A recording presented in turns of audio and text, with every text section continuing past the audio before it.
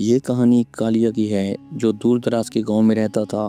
اس کے ساتھ اس کی بیوی چاندنی، اس کے 2 بچے اور اس کی ماں رہتے تھے۔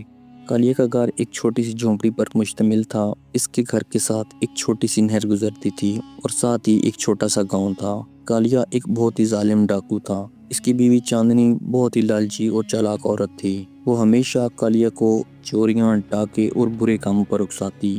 وہ ہمیشہ کالیہ سے کسی نہ کسی چیز کی فرمائش کرتی رہتی۔ کالیہ بھی اس سے بہت پیار کرتا تھا اور اس کی کبھی کوئی بات نہیں ٹالتا۔ اس کی ماں ہمیشہ اس کو برے کاموں سے روکتی اور کہتی، بیٹا برے کاموں کے برے نتیجے ہوتے ہیں، لیکن اس کی بیوی چاندنی ہمیشہ ماں کو چپ کروا دیتی۔ کالیہ پورا دن گھومتا رہتا اور دیکھتا رہتا کہ اس نے رات کو کس کو لوٹنا ہے۔ آج دن کو جب وہ ایک بستی سے گزر رہا تھا تو اس نے لوگوں کو کہتے ہوئے سنا، آج رات کو اس گاؤں سے بارات دوسری بستی میں جا رہی ہے۔ ان دونوں بستیوں کے درمیان میں ایک جنگل تھا۔ کالیہ نے موقع غنیمت جان کر اپنے دوست للن کو بھی یہ بات بتائی، جو کالیہ کا دوست تھا اور ہمیشہ برے کاموں میں اس کے ساتھ رہتا۔ کالیہ اور للن نے اس بارات کو لوٹنے کا منصوبہ بنایا اور دونوں کلاڑیاں چاقو لے کر رات کو جنگل میں جا کر بیٹھ گئے اور بارات آنے کا انتظار کرنے لگ پڑے۔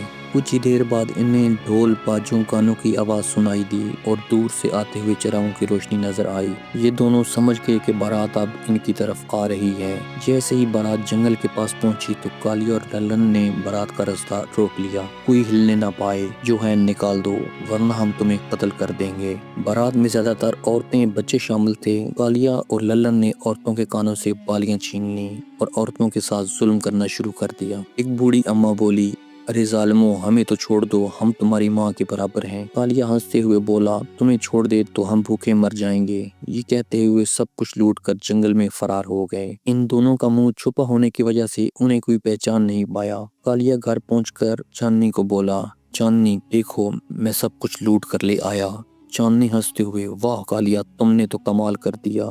اگر تم اس طرح ہی کام کرتے رہے تو بہت جلد ہم امیر ہو جائیں گے۔ دیکھو یہ سونے کی بالیاں کتنی پیاری ہیں، کیا میں نے کانوں میں پہن لوں؟ کالیہ، ہاں ہاں پہن لو کانوں میں، اور باقی جو بھی تمہیں پسند ہے وہ بھی لے لو۔ صبح ہوتے ہی میں شہر جاؤں گا اور یہ سب کچھ بیچ کر بہت سے پیسے لے آؤں گا۔ صبح ہوتے ہی کالیہ اور للن شہر روانہ ہو گئے اور اپنے ایک جاننے والے سونار کو سارا سونا چاندی بیچ دیا جسے وہ ہمیشہ چوری کا سامان بیچتے تھے۔ کالیہ کی ماں سمجھ گئی کہ انہوں نے پھر کسی کو لوٹا ہے، کیونکہ اس نے چاندنی کے کانوں میں نئی بالیاں دیکھیں۔ کالیہ رات کو بھی گھر پر موجود نہیں تھا اور صبح سے بھی غائب تھا۔ کالیہ کی ماں چاندنی کو، تم اپنے گھر والے کو سمجھاتی کیوں نہیں ہو؟ اللہ کی لاٹھی بہت بے آواز ہے، ایسے نہ ہو کہ وہ کہیں اپنی جان سے بھی ہاتھ دھو بیٹھے۔ چاندنی، اماں تم تو بہت ڈرتی ہو۔